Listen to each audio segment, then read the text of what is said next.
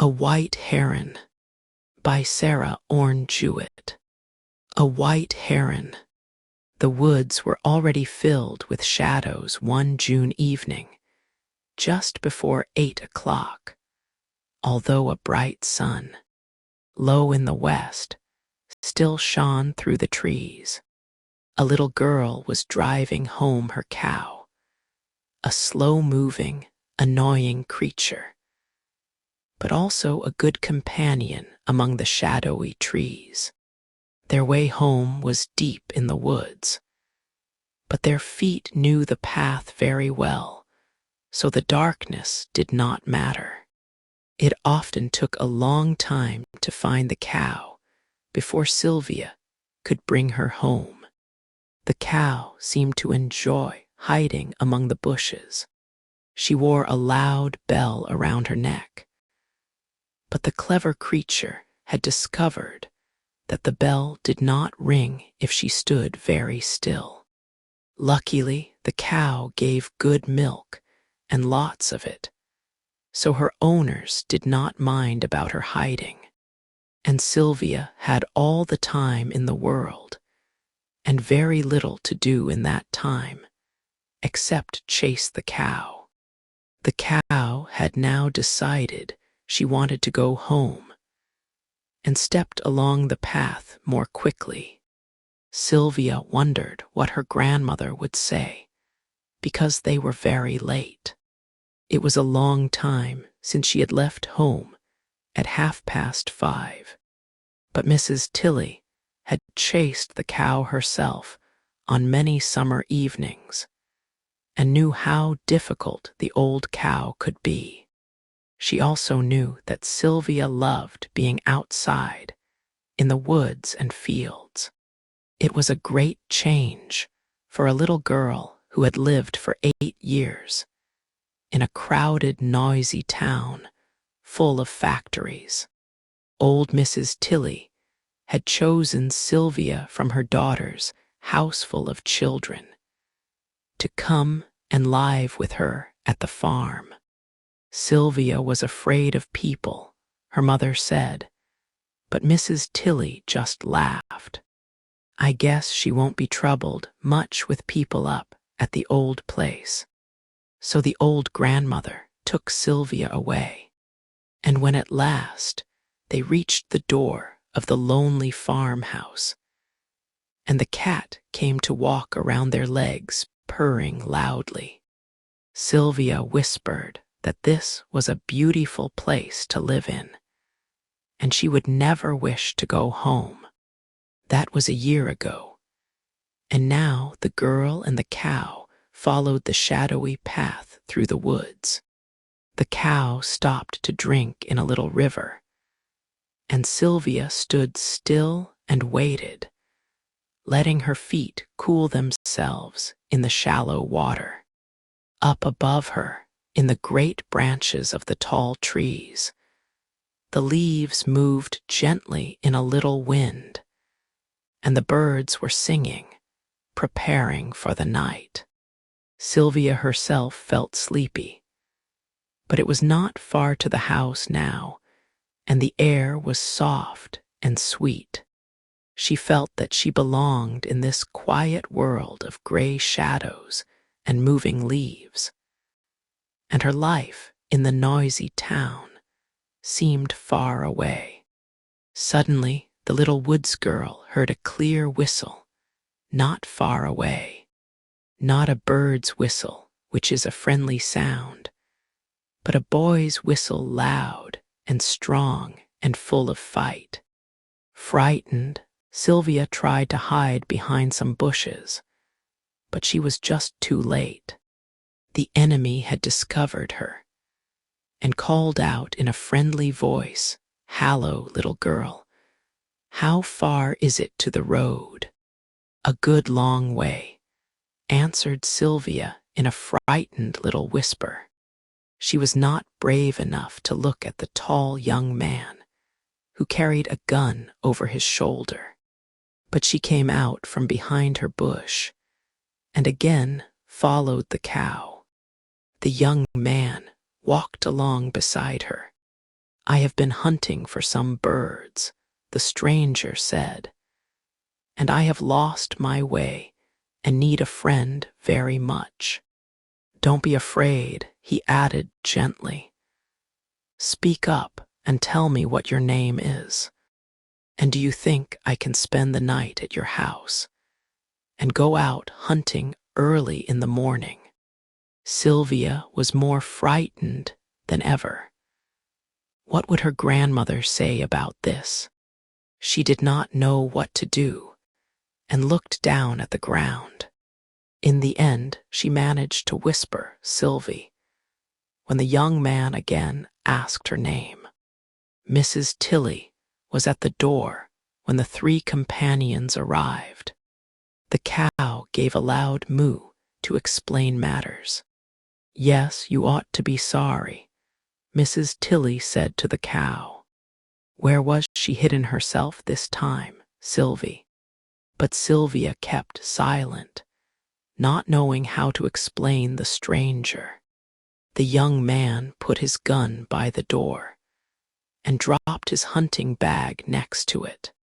He said good evening to Mrs. Tilly, told his story, and asked for a night's rest at the farm. Put me anywhere you like, he said. I must be off early in the morning before day, but I am very hungry indeed. You can give me some milk, that's clear. Oh yes, we can give you milk, said Mrs. Tilly, and you're welcome to what we've got. I'll milk the cow right now, and you make yourself at home. There's plenty, comfortable places to sleep round the farm, she added kindly. Now step round and put out a plate for the gentleman, Sylvie. Sylvia disappeared at once, pleased to have something to do, and she was hungry herself. The young man was surprised to find this clean and comfortable little house in the New England wilderness. He had stayed in very different kinds of homes, where the chickens lived in the same room as the family. He listened with interest to the old woman talking. He watched Sylvia's pale face and shining gray eyes, and he said it was the best supper that he had eaten in a month. Afterward, the new friends sat in the doorway together while the moon came up. I've buried 4 children, Mrs. Tilly told the young man. Sylvie's mother and 1 son are all the children that I have now.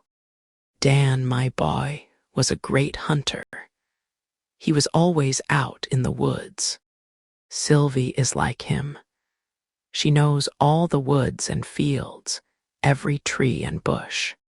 The wild creatures think she's one o' them. The squirrels will come and eat right out o' her hands, and all kinds o' birds. She knows all o' them, just like Dan. He's been gone for years, she said sadly. Dan and his father, they didn't get along. There was some family sadness hidden in those words, but the young man did not hear it. He was too interested in something else. So Sylvie knows all about birds, does she? He said. He looked round at the little girl who sat, shy and sleepy, in the moonlight. I've been collecting birds myself ever since I was a boy. Mrs. Tilly smiled. But there are 2 or 3 unusual ones that I haven't found yet. Do you put them in cages? Asked Mrs. Tilly. Oh no, they're stuffed, and I've shot or caught every one myself. I saw a white heron 2 days ago, and I've been following it. The little white heron it is. And he turned to look at Sylvia, hoping that she had seen it. A strange, tall white bird with soft feathers and long, thin legs. Its nest is made of sticks, often in the top of a high tree. Sylvia's heart gave a wild beat. She knew that strange white bird, and had once got close to where it stood in the green marsh grass, over at the other side of the woods. "I'd like to find that heron's nest more than anything," the young man said. "I'd give $10 to anybody who could show it to me," he added. "And I plan to spend the rest of my vacation hunting for it." Mrs. Tilly listened to all this with amused interest. But Sylvia was watching the moonlight dancing in the trees. It was impossible to decide, during that night, how many wonderful things those $10 could buy. The next day, the young hunter walked around the woods, and Sylvia went with him. She had lost her fear of the young man, who was friendly and kind. He told her many things about the birds, and where they lived, and what they did. And he gave her a pocket knife, which was a wonderful thing to her. She liked him very much indeed, but she did not like the shooting. She could not understand why he killed the birds that he seemed to love so much. But as the day passed, Sylvia still watched the young man, and the woman's heart, asleep in the child, slowly began to learn the dream of love. Together they stepped softly through the woodlands. They stopped to listen to a bird's song, then went forward, carefully moving branches to one side. They spoke little, and only in whispers, the young man going first and Sylvia following, with her gray eyes dark with excitement. She was sad because they did not find the white heron, the bird that the young man wanted so much. But Sylvia only followed where he went. She could never speak first. It was hard enough for her to whisper yes or no, to answer questions. At last evening came, and they found and drove the cow home together. And Sylvia smiled happily when they came to the place where she heard the whistle and was afraid only the night before. Half a mile from home, at the far edge of the woods, on high ground, a great pine tree stood. It was the last tree of an older forest, and around it a new wood of younger trees had grown. But the old pine tree's head stood high above them all, and was seen from miles away across land and sea. Sylvia knew this tree well. She believed that at the top it was possible to see the Atlantic Ocean. The little girl had never seen the sea, but she had often dreamed about it. Now she had a new idea, which filled her with excitement. From the top of this great tree, she could see all the world. So couldn't she also see where the white heron flew, where it came from, and where it went to? She would see where it flew into the trees, and she would remember the place and find the hidden nest.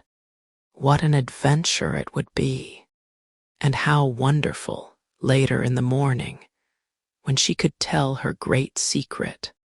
The young hunter and the old grandmother slept deeply that night, but Sylvia lay awake, waiting for the short summer night to pass and her great adventure to begin.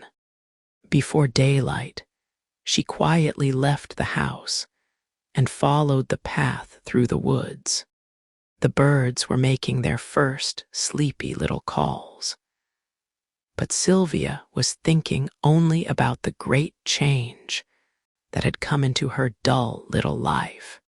Ah, Sylvie, Sylvie, do not forget that the birds and animals of the forest were your first friends. Now she came to the great pine tree, and small and foolish Sylvia began to climb. First, she must climb the white oak tree next to the pine tree. She had often climbed this tree, and knew that one of its high branches went into the pine tree, and she could move from one tree to the other. She made that dangerous crossing safely, and now began to climb the pine tree itself, using all her fingers and toes to hold on. The way was harder than she thought. She must reach far and hold fast. A red squirrel, coming down the tree, stopped in great surprise when it saw her, and then ran away along a branch. Bravely, she climbed upward. Light was just appearing in the eastern sky, and the small songbirds began to sing their welcome to the new day. Higher and higher Sylvia climbed. Her fingers ached from holding on, and the roughness of the branches hurt her feet. But on she went. Perhaps the old pine tree welcomed this stranger among its branches, and loved the brave, beating heart of the gray-eyed child. At last, Sylvia's face appeared like a pale star, and she stood, tired and aching, but bright with victory, high in the treetop. Yes, there was the sea in the east, with the sun making a golden path across it. And in the west, the woods and farms, the green fields and white villages, reached miles into the distance. Truly, it was a great and beautiful world. The birds sang louder and louder, and the sun grew brighter. Sylvia could see the white sails of ships out at sea, and the purple-pink clouds began to turn white. Where was the white heron's nest in this sea of green branches? Now look down, Sylvie, to where the green marsh lies between the trees. There where you saw the white heron once, you will see him again. Look, look. Something white is flying upward from the dead hemlock tree by the green marsh. It comes higher and higher, and flies past the great pine tree, its white wings beating slowly. Now it lands on a branch nearby, and cries back to his mate on the nest below, and cleans his feathers for the new day. The child watches, her heart full of happiness. She knows the wild white heron's secret now. In a minute he flies away, back down to his home in the green world below. Then Sylvia begins the dangerous climb down, careful not to look down, and ready to cry sometimes because her fingers ache and her feet hurt. But she wonders over and over again what the young man will say to her when she tells him how to find his way straight to the heron's nest. Sylvie, Sylvie, called the busy old grandmother again and again, but Sylvia's small bed was empty. The visitor woke up and hurried to get ready for his day in the woods. He was sure from the shy little girl's face that she knew where the white heron was. Here she is now, paler than ever, her dress dirty from the pine tree. The grandmother and the hunter stand at the door together and question her, and the great moment has come to speak of the dead hemlock tree by the green marsh. But Sylvia does not speak after all, although the young man's kind eyes are looking straight into her own. He can make them rich with money. He has promised it, and they are poor now. She wants so much to make him happy, and he waits to hear the story that she can tell. No, she must keep silent. Why, suddenly, is it forbidden to speak? It is the first time in her young life that the great world has put out a hand to her, and must she push it away? Because of a bird. The sound of the great pine tree's branches is in her ears. She remembers how the white heron came flying through the golden air, and how they watched the sea and the morning together. And Sylvia cannot speak. She cannot tell the heron's secret and give its life away. The pain in that loyal heart was great when the young man went away disappointed later in the day. The promise and the dream of love had gone forever. For a long time, she heard again his whistle as she came home with the cow, and she even forgot her sadness at the sound of his gun, and the songbirds falling silent to the ground. Were the birds better friends than their hunter who can tell? But remember, you wild creatures of the woodland, what this child has lost. Bring your love and trust, and tell your secrets to this lonely country child.